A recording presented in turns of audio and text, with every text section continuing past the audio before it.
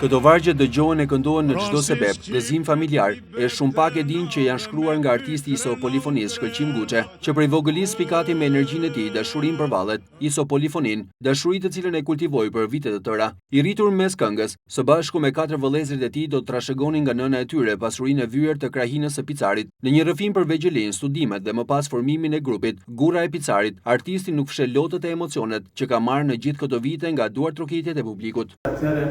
Unë u evidentova si një këngëtar, por dhe valltar, nëpërmjet kujdestarisë që kisha nga mësuesit e mi të mirë.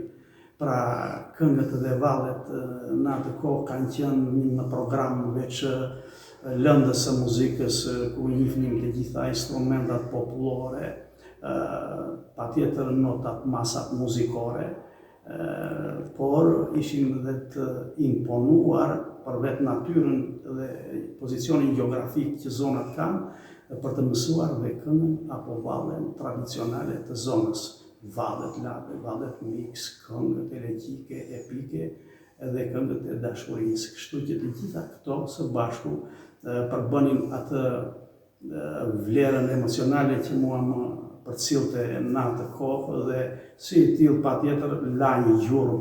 Pikërisht këto gjurmë më bën që unë të shtytet përpara, edhe pse ngadalë munda që të marrë me vete zhurmën e atyre honeve, grykave, të ajrit, të zogjve, të cicërimave, pra të natyrës së bukur që me të vërtet kanë lënë gjurmë dhe ajo u bë shkas pastaj që unë të jem personi që të nisë të këndoj, të kërcej dhe të shkruaj tekstet, të cilat numërohen tashmë rreth 1600 vargje që unë jam duke i interpretuar me Gurrën e Picarit. Gurra e Picarit, unë jam rritur në atë zonë ku burimat male krijojnë atë gurrën e famshme që ka lënë shumë gjurmë për arsye sepse rrepet shekullore dhe shushurima valve të lehta të gurrës së ftohtë më kanë shoqëruar një tjetër, kjo patjetër që do t'ishte se nuk ishte mundësi ndryshe. Ka dhe shumë emra të tjerë, por gurra është ajo që nuk mund të shteroj për arsye se edhe në shteroft lumri i gurrës do rregulloj gurra e këngës.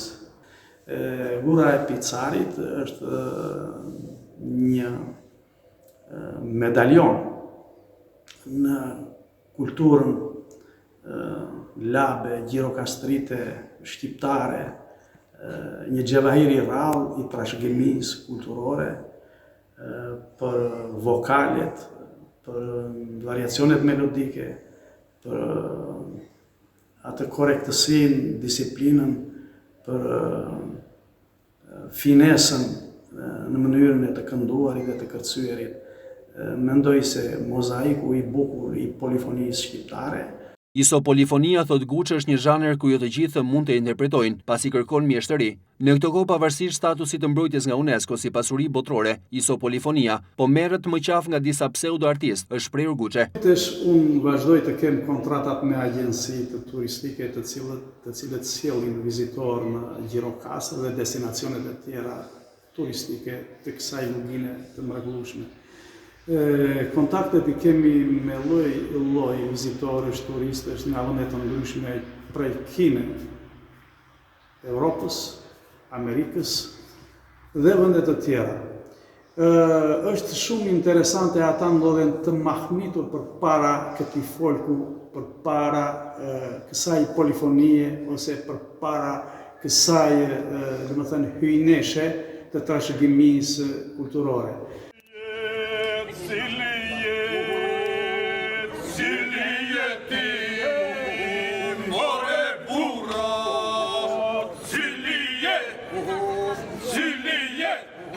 Me strazirave të fillim viteve 90, Guçe arriti të mbledhë grupe të ndryshme dhe sot me 5 artistë të tjerë përfaqëson Gjirokastrën në festivale të folklorike jo vetëm. Gjirokastra është i vetmi qytet në botë që ka për bazë polifoninë.